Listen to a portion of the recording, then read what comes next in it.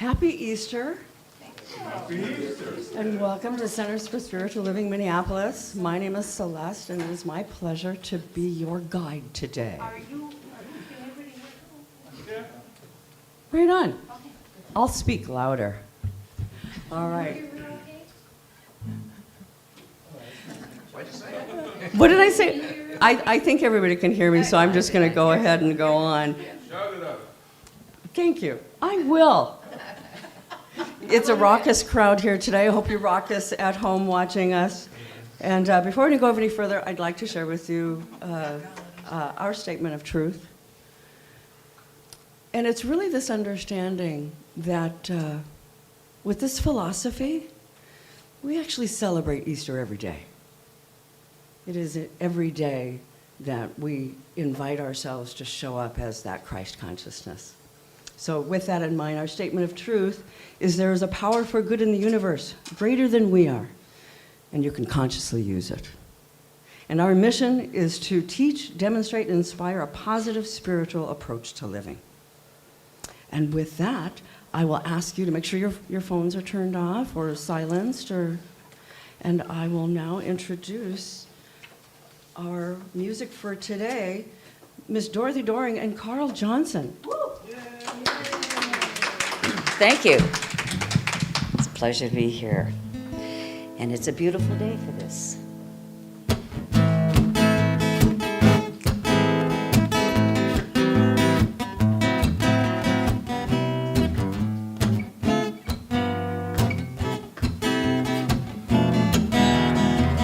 Blue skies smiling at me,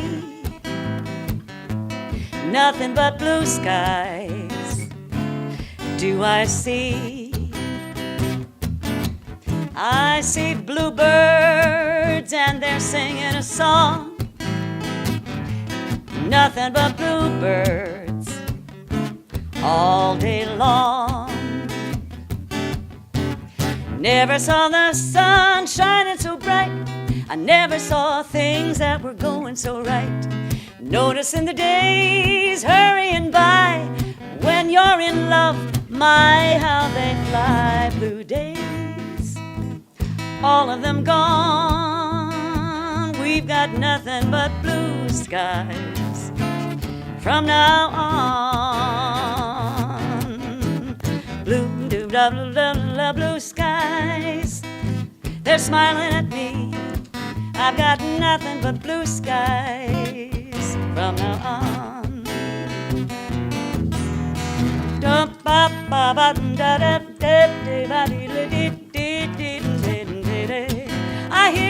I know there's blue skies from now on. I never saw the sun shining so bright, I never saw things that were going so right. Noticing the days hurrying by, when you're in love, my, how they fly. Blue skies smiling at me. We all have nothing but blue skies, nothing but blue skies, nothing but blue skies from now on. Thank you. Oh, a little more love.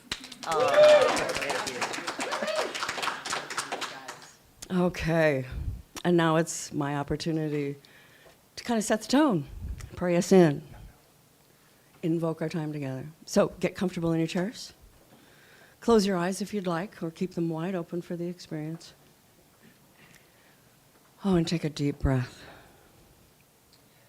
One so deep you can feel it energizing every fiber of your being.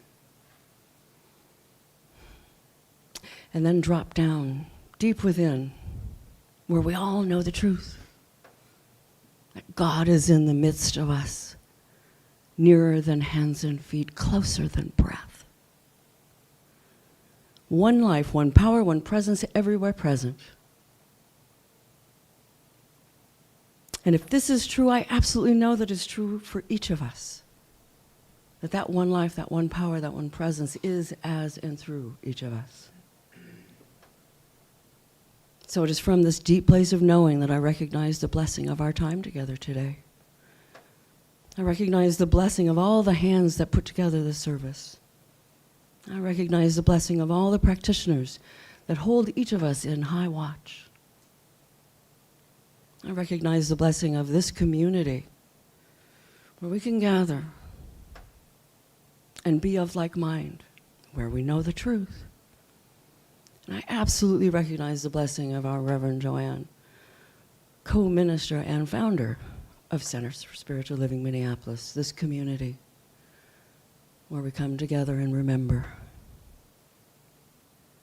So I already know that this day has unfolded perfectly in the divine mind. All we need do is be. So I shall let this little prayer be and say, and so it is. Whew. All right. Now it is time for our group reading to further anchor us in this idea. Do we have that, Mr. Sir? Right on. Okay, say it with me. I am ready to deepen my conviction in the power and presence for good. I am ready to apply it in my daily life. I am ready to receive God's highest blessings. I am ready to live from a higher level of beingness. I am ready to be a transformative light in the world. All right. And now it is our opportunity as a spiritual community to recognize all the paths, all the ways that we come to this divine idea. And if I could just find my proper note. There we go. We will light the flames of faith. And I will have G. Erickson come up.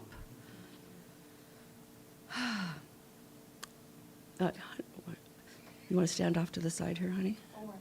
Yeah, that's okay. The center is based on the knowledge that there is one great universal presence. And we acknowledge that there are multiple names and paths to this one which unifies us, not divides us. Please join me as we honor the unifying nature of spiritual thought and experience as we light the flames of faith, acknowledging all people and all faiths with representation of a few of the more traditional paths. So we light the candle for the Tao, honoring the universal path of harmony, equilibrium, and the natural way. We light the candle for Hinduism, honoring the path of knowledge, action, and devotion. We light the candle for Judaism, honoring the ethical path of living by sacred law. Yeah. I'm a little behind, sorry. No worries. We light the candle for all forms of Buddhism, honoring the Four Noble Truths and the path of compassion.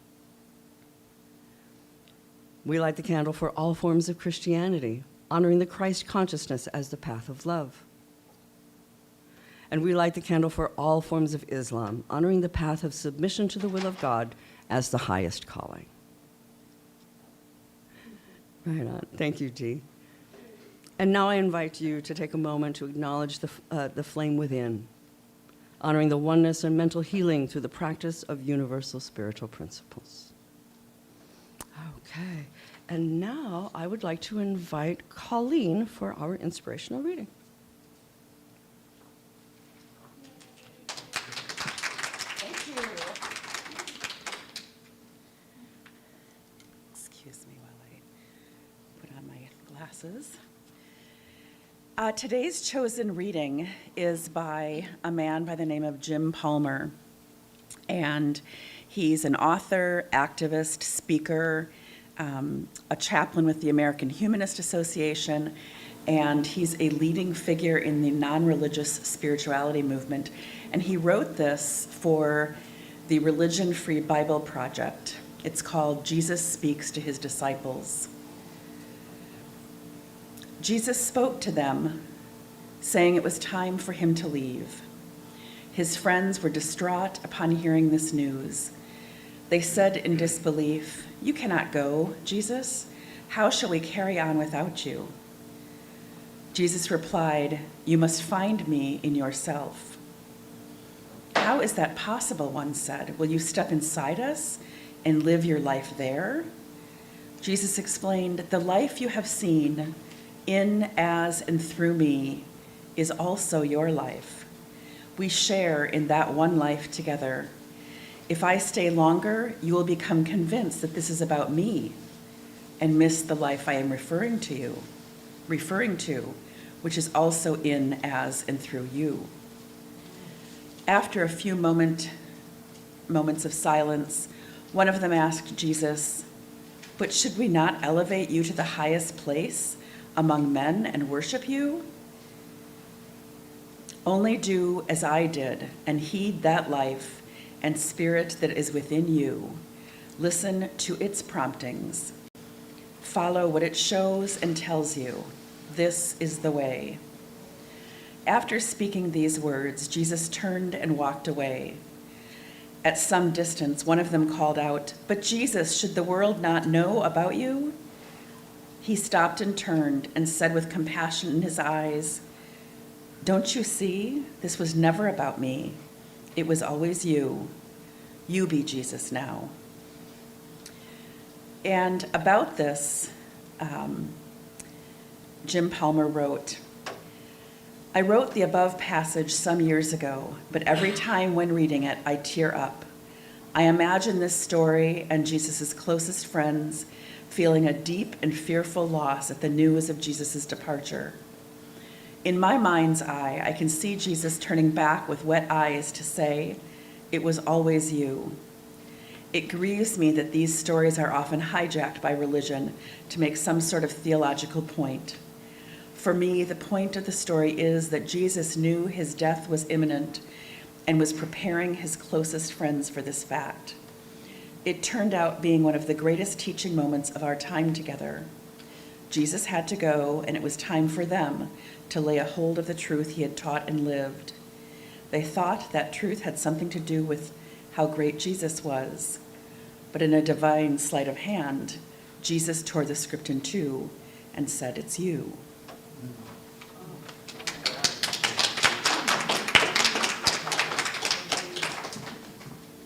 Thank you. That was a great reading. It was always you. Kind of reminds me of something I like to teach. You are the one you've been waiting for. Say that again. You are the one you've been waiting for. All right. With that, let's have another song from Dorothy and Carl.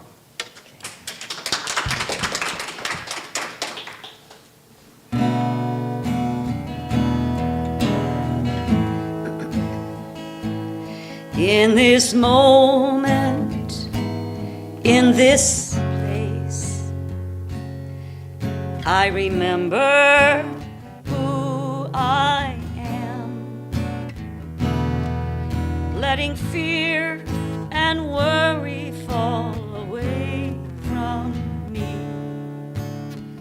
I can open my eyes and see there is only love. There is only love. Love that heals, love that sets us free. There is only love. When I lose myself, when it seems I've lost my way, when I go inside and quiet my mind, I can hear the Spirit gently say, there is only love.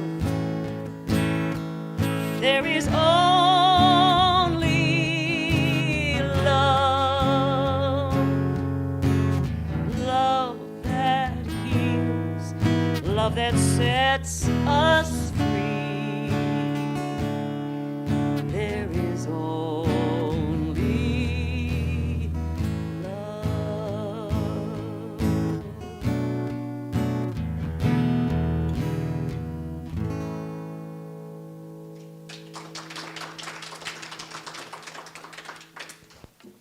Oh, a little more love for only love. Come on.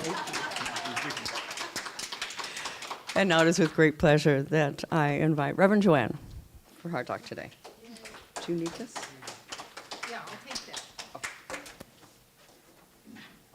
All right. Thank you. Good to see you on this Easter morning. Lovely day. Everybody's got their Easter colors on. Some of us in purple, some of us in pink, blue. Lovely. So it's been an interesting time preparing this talk for Easter. Easter and Christmas are kind of challenging for me, coming from where I did a real fundamental background. That Easter and Christmas stuff was kind of ingrained in me, and so what I don't like to do is I don't like to try to kind of mimic and just be sort of like what I did as a child. And what Colleen read really was meaningful to me, and I think it was to other people because Dee Erickson sent it to me. I saw it reposted by Joan James on the Facebook, so I've seen it other places, and somebody said that it was on a lot of the CSL material online. So something really touched me about that. I also liked what today's page in The Science of Mind said about Easter. It says, on another level, the resurrection of Jesus offers the lesson that just as the stone was rolled away from the entrance of Jesus' tomb, we too can roll away the stone of our small selves and let our true self express a higher and deeper level of consciousness, in essence, living from the Christ within us. And that's kind of what the focus of my talk today is getting the rocks, getting the stones out of the way, getting things that hold us back from really being in touch with that power within. That's kind of what we're talking about. Goes on to say, Easter can be a time when we commit ourselves to removing whatever blocks us from expressing the Christ consciousness that is our true nature. We can metaphorically roll away the stones of ego and fear, allowing our true self that sees through the eyes of love and oneness, freedom to express. So there's really been some meaningful things that have come across my desk in the last, when I say desk, you know what I mean, my coffee table filled with books. So, the other thing that I subscribe to is there's a gentleman by the name of Richard Rohr. He's an American Franciscan priest, and I think I was turned on to him by Leif Nessingen. And even though he's a Franciscan priest, and I don't exactly know where they come from, but he really sounds to me like he comes from a place of like mind with those of us sitting in here today. He says that people are disillusioned with churches that teach that non-believers and followers of non-Christian religions go to hell. He said he thinks that people are getting disillusioned by hearing that message. He also says, fall in love with divine presence under any name. And you know how we do. We like to use all kinds of names for the God presence, whether it's God or Jesus or Allah or higher power, creative source, creative power, whatever it is. He also talks about, he says, human nature, when seeking power, wants either to play the victim or create victims of others. That's human nature, that we do this kind of stuff. And that works for a while, feels kind of good to make ourselves poor me and have people, oh yeah, poor you. That feels good, but it doesn't work in the long term. We compare, we copy, we compete, we conflict, we conspire, we condemn, and we crucify. And these are the things we have to really say goodbye to. These are some of the stones that I think we can brush away, get those out of our lives. He also goes on to say this, and this reminded me of a guy I used to work with many years ago. And he told me, He said this, and this just shocked me because I was coming from my place of this is what I believe in, everybody else is going to hell. And he said that more people were killed in the name of God than anything else. And I'm like, I had never really heard that. That had not been shared with me. So I was kind of arguing with him, and he kind of educated me a little bit on wars and where, you know, how people thinking they're doing all the right things are coming from a place of fear, and how difficult that is. He said, most persistent violence in human history has been sacralized violence. Violence that we treated as sacred, but in fact, it isn't sacred. Humans have found a most effective way to legitimate their instinct toward fear and hatred. They imagine they're fearing and hating on behalf of something noble. God, our kids, truth, morality, our love of country. And yet, it's really coming from a place of fear and hate. Now, Jesus didn't come from that place. Jesus didn't come from a place of fear and hate. He wasn't anything like violent or vengeful in this world we live in. God, as we understand it, however we name it, is love and peace and joy. So I thought that was an interesting piece from Richard Rohr, R-O-H-R, if anybody's interested. So this month we've been talking about focusing on the sacred connection with that perfect power within. Getting in touch with that very creator of ours, knowing it is within us. That power within us gives us the ability to change our lives. That's the message we take to prison. There's a power in the universe and you can use it. Consciously use it. We can transform the tombstone of limitation to the stepping stone of good and all good. We don't have to be confined to this tomb in our life of worry and fear. We can roll that stone away and we can get a connection with that perfect power within. Eric Butterworth, Unity minister, says this: the open tomb of Easter morning says to you, you can become what you innately are. And this innateness of you far transcends anything you have conceived of in your wildest flight of fancy. There is within you a person of stature, of genius, of mastery, struggling to be released.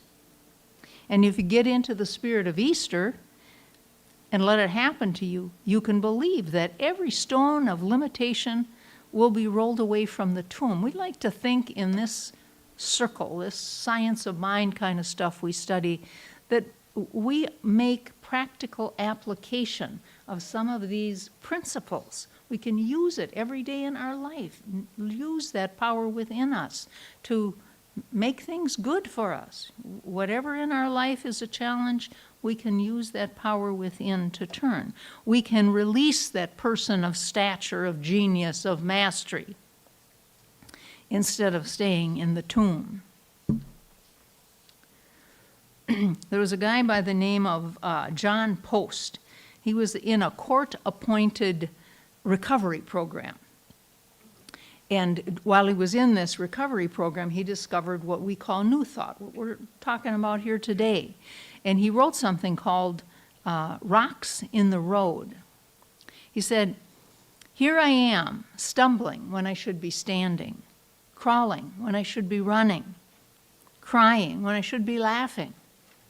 The road ahead wide, open, and smooth. The goal so clear and tempting. The journey so easy if I just allow it to be. Except the rocks I throw in my own road, holding me back, slowing me down, making difficult the things that should be so easy. The mural that is the rest of my life Still just a blank wall with ghostly outlines traced in places. A hint of what lies ahead, waiting for color and texture that comes with the living of it. A blank slate, a white wall, except for the rocks that I've thrown there myself. What a beautiful little sentiment he brings here. And what I found interesting is then there's another writing by a woman named Ruth Beebe Hill, and she wrote a series of books called Hantoya, and it follows the lives of two members of the Mahato band of Teton Sioux before the arrival of the white man. So it's a series of books about these people. And interestingly enough, it kind of mirrors what this John Post wrote. She says this: clear the way, quit creating my own hurdles, quit holding myself back. See the picture, live the colors, feel the texture, be alive again. The man inside wants out. Kindness and warmth lives here. Music and laughter are here. The mural, hidden but still real, waiting to be released. Hiding behind the rocks I place in the road. Isn't that amazing how similar her thoughts echo John Post, or vice versa? I'm thinking she wrote first and then John Post. These rocks in the road. 2,000 years ago, the master teacher Jesus told us that we were the sons and daughters of the Most High. That's what Jesus said. You're the sons and daughters of the Most High. 2,000 years ago, his resurrection symbolized the power of spiritual understanding over human limitations. You know, he was doing stuff that other people didn't do. 2,000 years ago, he said, these things and more you can do as well. That's what he told to his disciples. Or anybody else that was listening, which was quite a few. I mean, in those days, people were following him around. He had made an impression. Then there's this guy named Sai Baba. He was a mystic in India. Now, he lived from 1838 to 1918. And he had some of these. Did you know him? Okay. Dee knows things.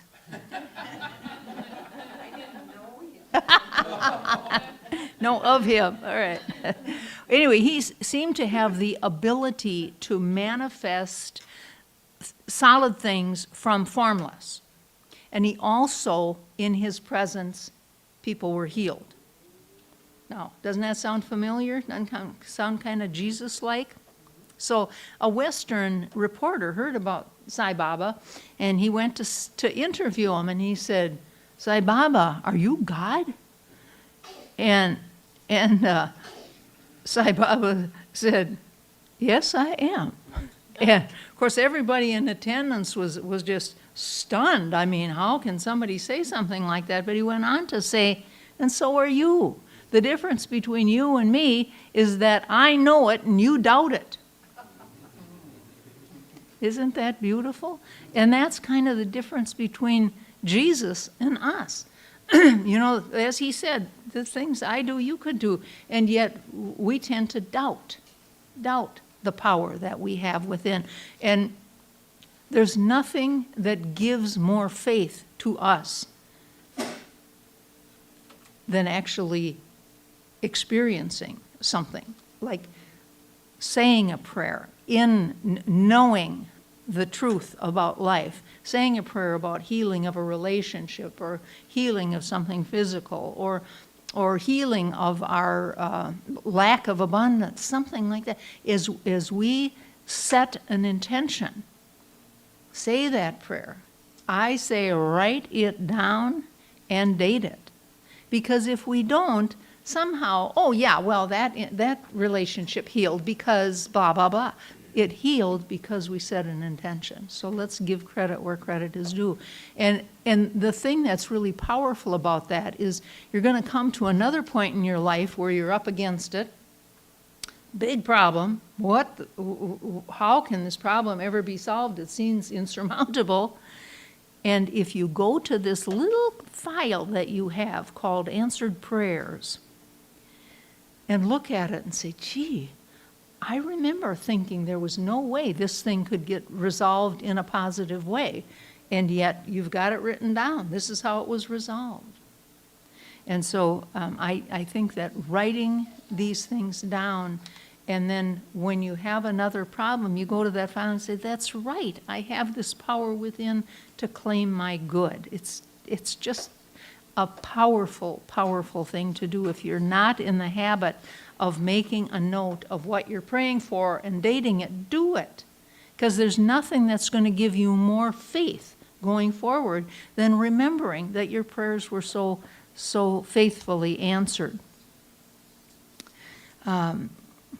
So we're part of this divine creation. We're a being of light. You showed up just at the right time in this lifetime of yours. You're a part of the eternal perfection. Why doubt these things? This is the truth. We often say that we're a drop of water in a mighty ocean. Rumi says it a little different. He says, you're not a drop in the ocean, you're the entire ocean in a drop. There's power within. Why doubt it? And this is the one I really like, and I repeat it, particularly when we go to the prisons and sit around these people who are probably feeling not too powerful at the moment, probably not feeling too loved.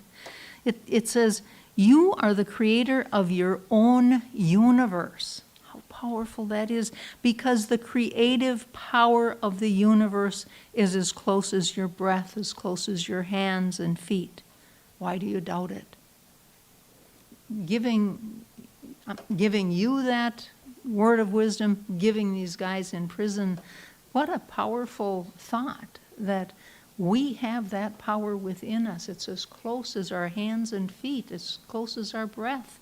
We can declare the good we desire in our life. Jesus knew these things. Sai Baba knew these things. Why do we doubt these things? So next time you have a situation, be sure you write it down. I'm going to write this down. I'm going to date it and just turn it over to my higher power, declaring the highest and best. I don't even know what that is, but I'm declaring the highest and best. Just see how it works out. We can release our own doubts. We can release this sense of inadequacy that we carry around. And we can move into this oneness. We can move into the sea of possibilities. Let's identify more with ourselves as spiritual beings than we've done before. Just think of yourself as a spiritual being. We know we're human beings, but we're actually spiritual beings having a human experience. So what if we embodied ideas like this? I'm an infinite being. I'm a spiritual being having a human experience. Even as my body ages, my spirit is eternal. I am whole spiritually. So in our circles, sometimes when people say, how you doing? We say, I'm perfect, whole, and complete. We're talking about that spiritual part of us, and it's a powerful thing to say. I am one with all life, connected to universal intelligence of all life. I am never alone. What a comfort that is. What a comfort that is. We're never alone. I am a co-creator. My thoughts and beliefs create my reality. That's what we're all about here. That's what we're all about. We have that power within to create our own reality. I take responsibility for my life, and I learn how to live more consciously. And when it says more consciously, I think it's talking about setting intentions. What do I want in my life? What kind of relationships? How do I want to flourish from a standpoint of abundance? How do I want to be from a standpoint of my physical health and so forth? I am love. Now, I think that a lot of us have things that happened in the past, either the recent past or maybe further back, that we could relate to as these stones or as these rocks that kind of we stumble over, and they keep us from being really who we're meant to be. We're meant to be happy people. We're meant to be loving people. We're meant to be energetic people, healthy people. And so I want to think about that a little bit, this idea that there might be something in the past, recent or further back, that is a stone that you maybe just haven't thought about. I got the power to roll that away. I got the power to kick those stones out of the way. Such a cute smile. She's hanging on my every word, let's face it. So these stones could be a childhood wound. They could be a relationship wound. Oh, he hurt me so much, so I can't forgive. He hurt me so much, I can't go on. Maybe a false belief that we're not enough, a false belief that we're not worthy. There's all kinds of things that could be these stones. So think about rolling away that stone, those stones of limitation today, and refusing to ever talk about it again. Just think about that for a minute. If you know that that's kind of one of your pet things you go back to, say, I choose to get rid of that. Just roll it away, never talk about it again. But somebody might say, well, how can I share how wounded I am if I can't talk about this and blame other people? Yeah, you know anybody like that? Are you somebody like that? We like to kind of have somebody to blame, somebody to be resentful about, somebody to say, well, yeah, I would be more, except that, with parents like mine, or a husband like mine, or a boss like mine. Let's roll that away.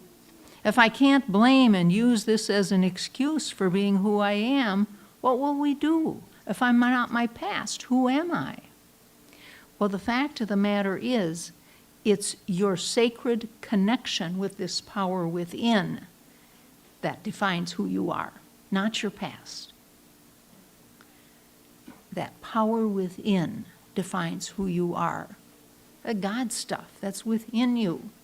It's good to tell the prisoners too. They all have that light within. They forget. Jesus had that awakening. He knew he was one with he called it his Father in heaven. He was one with God, unity, love. And he demonstrated the ultimate miracle. He overcame death. And whether or not that resurrection story is literal or fact, it's not what matters. What matters is the idea that Jesus overcame death by believing more in life, by believing himself to be one with God. It's time to awaken our belief system. So we can dispense of any of those false beliefs. We can dispense of all those rocks. We can dispense of that big stone blocking our way. And we can just say goodbye to anything that's kept us from our good. We can do that, and we can set an intention to do that today. We can believe that we have a sacred connection with our higher power, sacred connection of that power within. We can change our consciousness from the thought of impossibility to living in a sea of possibility. And just remember this. I think I heard it already today. There's a power for good in the universe, greater than you are, and you can consciously use it. And I would like you to, at this time, take a deep breath, get relaxed where you're sitting, and I will do a spiritual mind treatment. I say it in first person as though it's for me alone, but it's for everybody.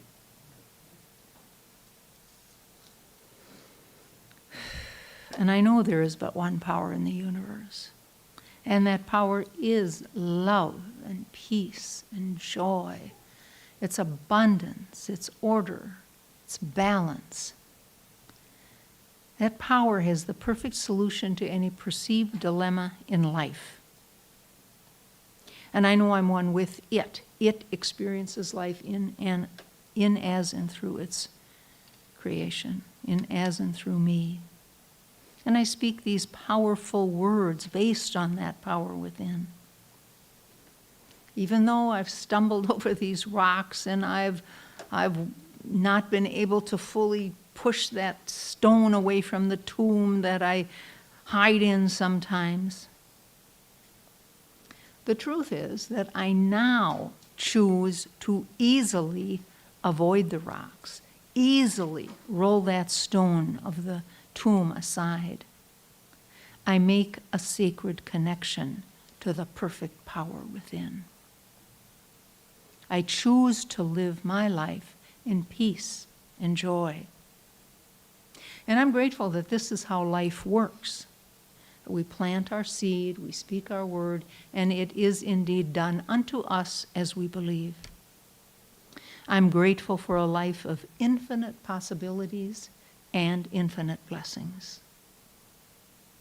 And I release these words now to the beneficent conspiracy which does the work, and so it is.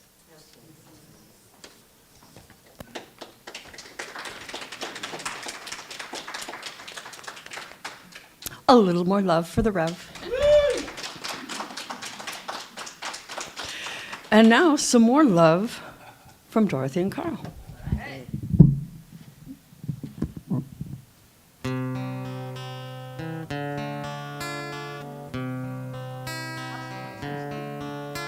I see trees of green, red roses too, and I see them bloom for me and you. And I think to myself,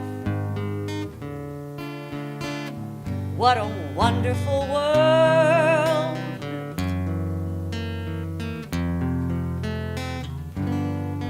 I see skies of blue and clouds of white, and that bright, blessed day, and the dark, sacred night. So I think to myself, this is a wonderful world. The colors of the rainbow, so pretty in the sky, are also on the faces of people passing by. I see friends shaking hands, saying, how do you do? I know they're really saying, I love you. And you've heard babies cry, and you'll watch them grow. They'll learn more than I will ever know. So I always think to myself, what a wonderful world.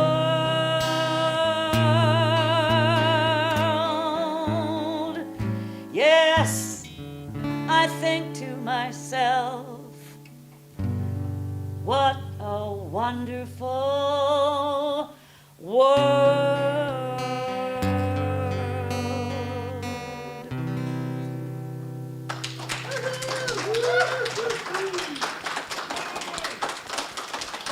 Thank you.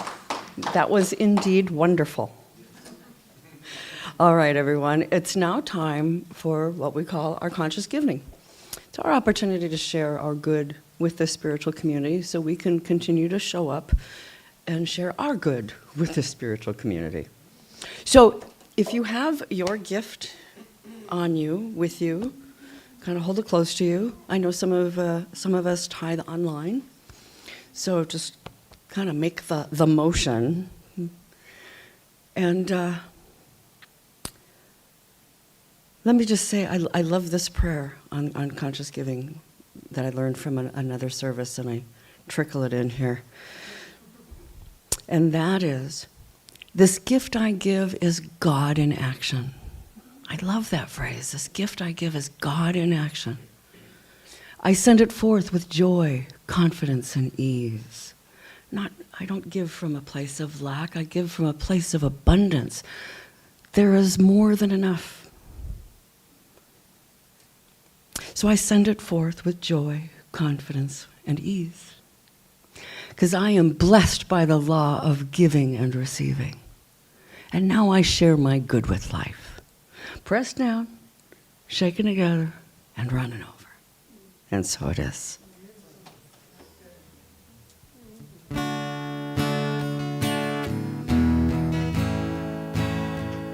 I am so blessed. I am so blessed.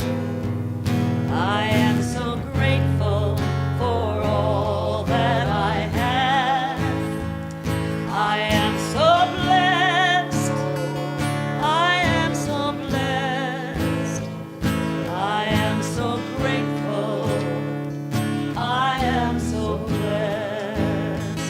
I am so blessed. I am so blessed. I am so grateful for all that I have. I am so blessed. I am so blessed. I'm so grateful.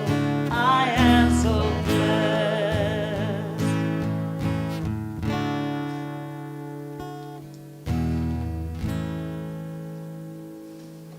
All right. Thank you, everyone, for the gifts and your presence.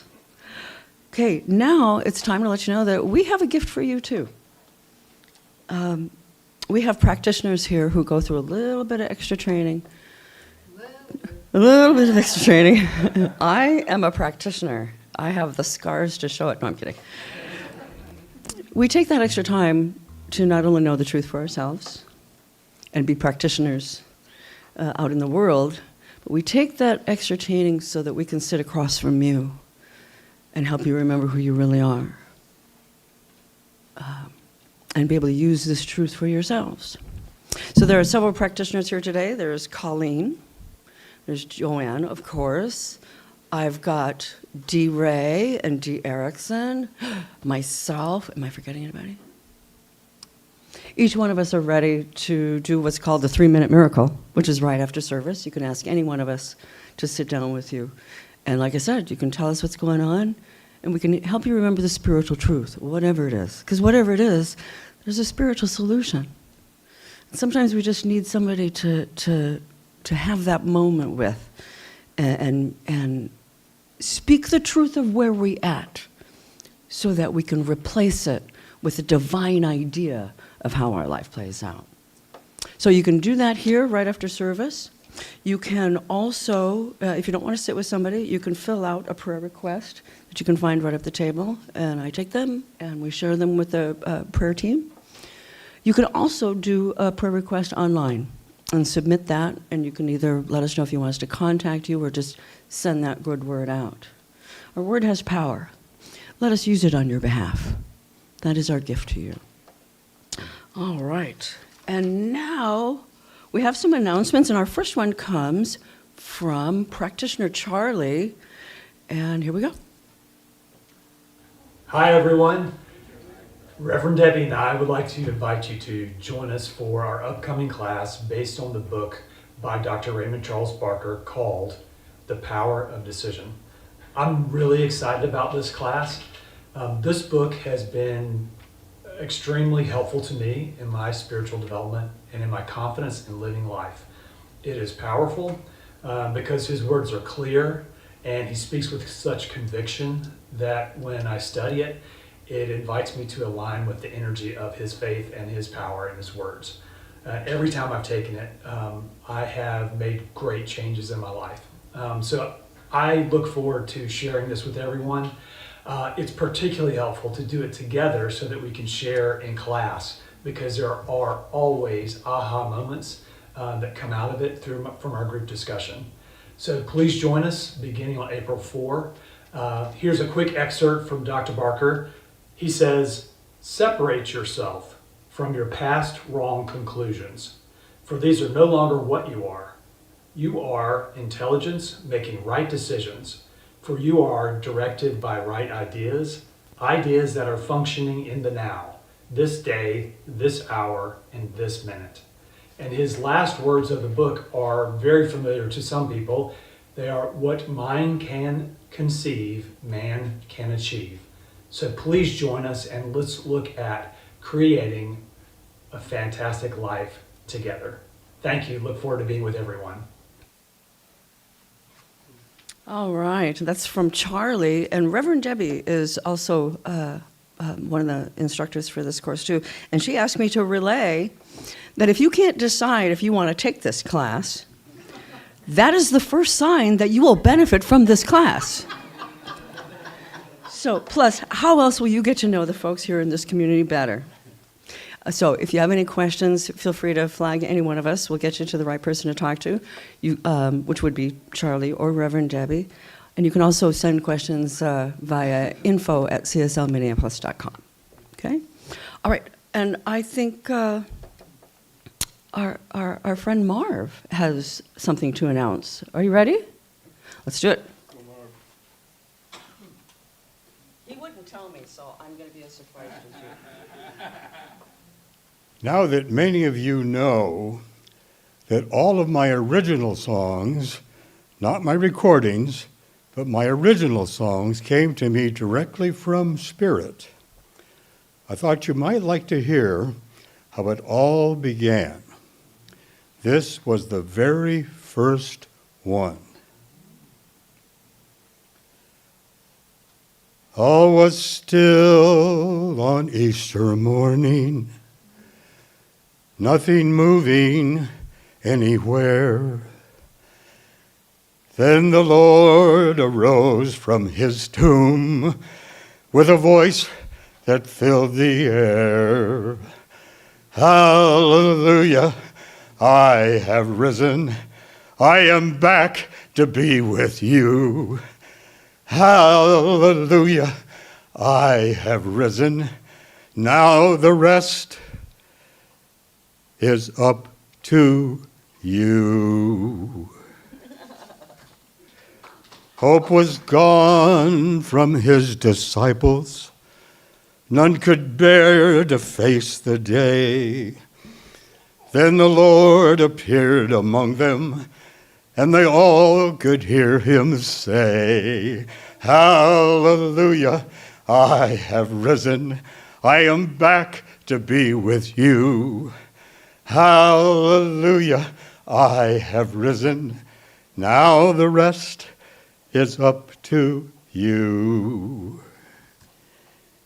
He brought joy and love and laughter to the souls of those who heard. Then they shouted to their neighbors, listen here to Jesus' words. Hallelujah, I have risen. I am back to be with you. Hallelujah, I have risen. Now the rest is up to you. His voice travels on forever. You can hear it if you will. Thanks to God, our loving Father. All his words are with us still. Hallelujah, I have risen. I am back to be with you. Hallelujah, I have risen. Now the rest is up to you.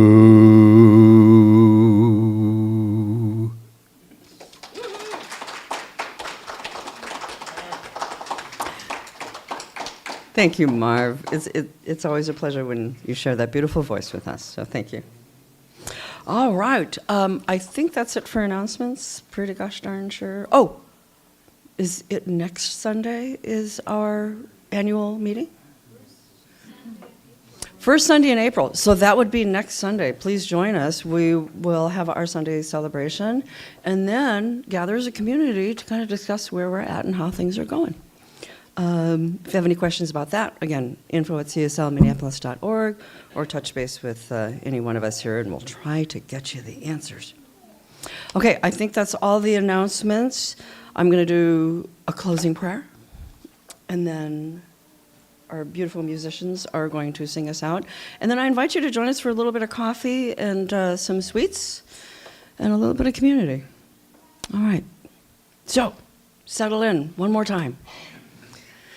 And take a deep breath of all of that spiritual learning you got today.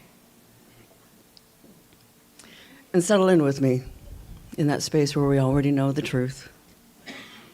Where, as I said, we already know that there is one life, one power, one presence, and it is everywhere present.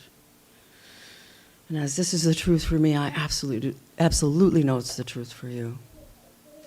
So I just invite us to resonate with what we heard today by letting the divine idea take the wheel. We are divinely guided. We are divinely inspired at all times. So, let me emphasize, let us make easy our way. Let us see through the eyes of love. And let us fall in love with the presence, always. Practicing the presence. God is in the midst of me, nearer than hands and feet, closer than breath. So remember this feeling right now. For you can be there at all times. Take it with you the rest of this day, the rest of this week. And know that wherever you are not alone, you are loved, and all is well. For this and so much more, I am grateful. How good it is to know that there is only one. So, I shall let this little prayer be and say, and so it is.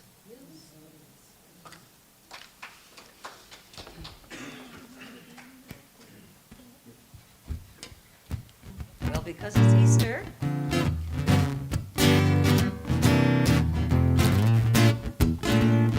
In your Easter bonnet, with all the frills upon it, you'll be the grandest lady in the Easter parade. I'll be all in clover, and when they look me over, I'll be the proudest person in the Easter parade. On the avenue, 5th Avenue, the photographers will snap us, and you'll find that you're in the Rover Guru. I could write a sonnet about that Easter bonnet, and I'd be the prettiest girl in the Easter parade. In your Easter bonnet, with all the frills upon it, you'll be the grandest girl in the Easter parade.